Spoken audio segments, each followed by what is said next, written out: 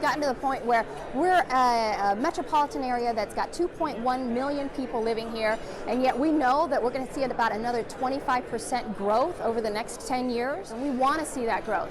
But to be able to accommodate that, to be able to still have a fairly pleasant experience as we move from point A to point B, we know we're going to have to take a look at additional infrastructure, and we're also going to have to take a look at different modes of transportation for moving people most effectively in different corridors. And that really taking a multimodal approach. So taking a look at things like mass transit, and that is a conversation we are having in Southern Nevada.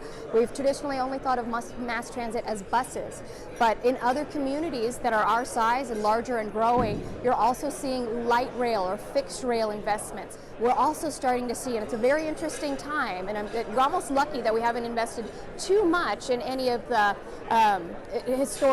the traditional types of mass transit systems, because we're starting to see technology enter this conversation as well. You're starting to see the Ubers and Lyfts of the world grow their marketing program beyond just being a direct chauffeur service, but also entering into the mass transit market. You're starting to see autonomous vehicles start to have conversation about entering into the mass transit market. I think historically we haven't really felt the need for mass transit.